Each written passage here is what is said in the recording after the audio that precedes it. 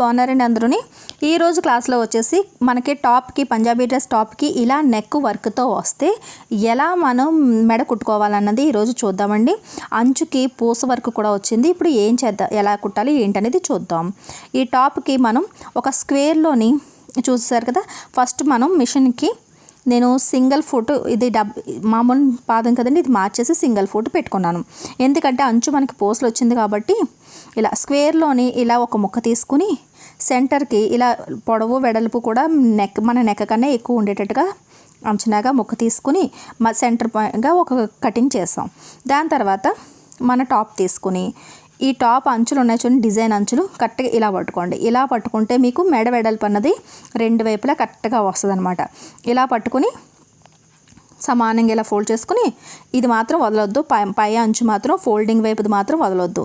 ఇలా చూసారు కదా, షోల్డర్లు కూడా మనం కరెక్ట్గా కటింగ్ చేసినప్పుడు, డ్రెస్ కటింగ్ చేసినప్పుడు కూడా ఇలా పెట్టే మనం కటింగ్ చేస్తాం. అప్పుడు మధ్యలోకి ఒక కట్ పెట్టండి, అంటే నెక్కి ఇది సెంటర్ పాయింట్ అనమాట. డీప్ అంత అవసరం లేదనుకున్న వాళ్ళు డ్రెస్ కటింగ్ చేస్తున్నప్పుడే షోల్డర్ దగ్గర వర్క్ లేని దగ్గర మీరు తగ్గించుకోవచ్చు. కానీ కుట్టు మనకి ఈ పూసల మీద కట్ట పడిపోద్ది కాబట్టి అంత డీప్ పెట్టుకోవాల్సిందే, అలా అయితే బాగుంటుంది. ఇప్పుడు ఈ స్క్వేర్గా కటింగ్ చేసిన ఈ ముక్కని కొద్దిగా వెడల్పుగానే తీసుకోండి. చూసారు కదా, ఇలా పెట్టామంటే కనుక మనకి డిజైను కన్నా ఎక్కువగానే ఉండాలి, డిజైన్ అంచుల కన్నా ఎక్కువగానే ఉండాలి మన మెడ అంచు కన్నా.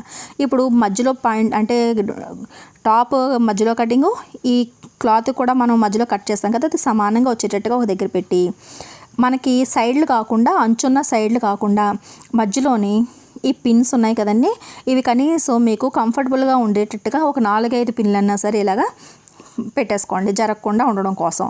అంచుల వైపు పెట్టొద్దు, సెంటర్లోనే పెట్టుకోండి.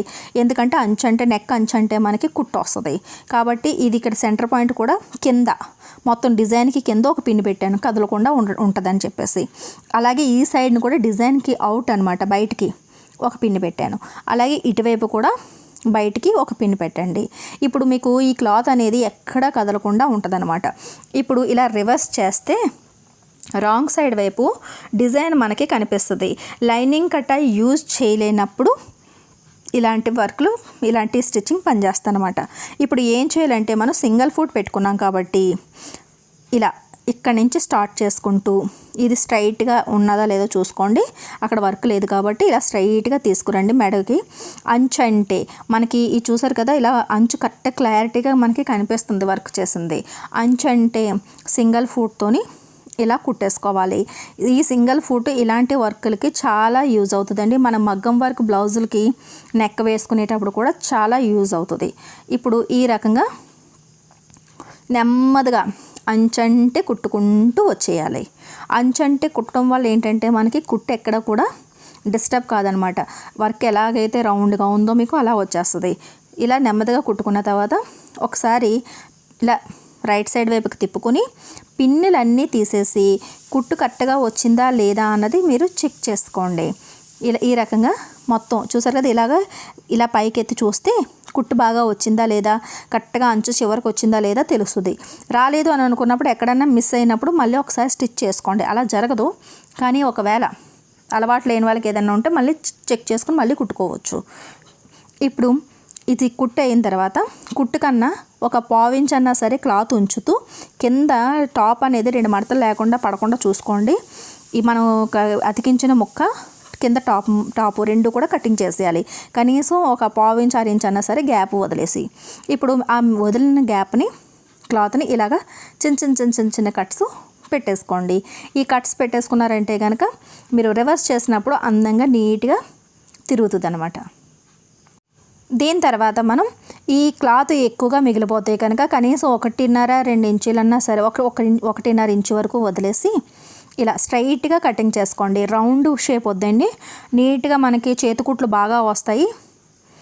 ఇలాగ ఇక్కడికి నుంచి వచ్చిన తర్వాత కింద కూడా స్ట్రైట్గానే కటింగ్ చేయండి, రౌండ్ తిప్పొద్దు. ఇదైతే ఈజీగా ఉంటుంది ఎవరికైనా సరే. ఇలా స్ట్రైట్గా ఇలా కటింగ్ చేశారంటే కొద్దిగా ఎక్కువ క్లాత్ ఉంచుకుని ఇలా చేసుకున్నారంటే కనుక తర్వాత మనకి వెనక్కి తిప్పి చేతికుట్లు వేసుకోవడానికి వీలుగా ఉంటుంది. ఇలా స్క్వేర్గా చేతికుట్లు వేసుకుంటే సరిపోద్ది అనమాట. ఇప్పుడు అందంగా ఇలాగా తిప్పేసుకోవాలి. ఈ నెక్కి మనం టాప్ స్టిచ్ వేసుకోవడానికి కూడా కుదరదు, టాప్ స్టిచ్ కూడా వేయాల్సిన అవసరం ఉండదు. ఎందుకంటే ఇక్కడ అంచుకి పోసు వచ్చింది కాబట్టి మనం టాప్ స్టిచ్ వేసినా సరే పోసులు విరిగిపోతాయి.